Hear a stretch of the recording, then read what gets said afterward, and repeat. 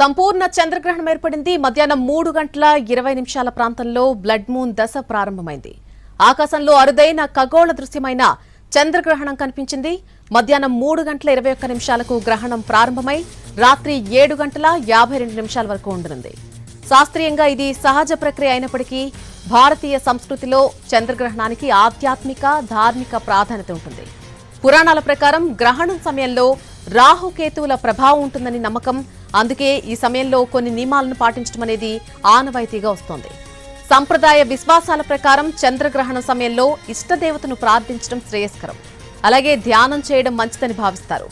గ్రహణం ప్రారంభమైన తర్వాత ఆహారం తీసుకోవద్దని పెద్దలు చెబుతూ ఉంటారు. వివాహాలు, గృహప్రవేశాలు వంటి శుభకార్యాలు కూడా వాయిదా వేయాలి. అత్యవసరమైతే తప్ప ప్రయాణాలు చేయకపోవడం మంచిది. సంప్రదాయ విశ్వాసాల ప్రకారం గర్భిణులు బయటకు వెళ్లకుండా విశ్రాంతి తీసుకోవాలి. గ్రహణం ముగిసిన తర్వాత దానం చేయడం పుణ్యఫలాన్నిస్తుందని నమ్ముతారు. హిందూ మత విశ్వాసాల ప్రకారం చంద్రగ్రహణ సమయంలో బట్టలు ఉతకడం మంచిది కాదని పెద్దలు చెప్తారు. అదేవిధంగా వంట కూడా చేయకూడదని అంటారు. ఇంటిని ఊడ్చడం, తుడవడం ఇలాంటి పనులను కూడా చేయకూడదంటారు. గ్రహణం పూర్తయ్యాక స్నానం చేసి ఇంటిని శుభ్రం చేసి పూజ చేయడం మంచిదని చెబుతూ ఉంటారు.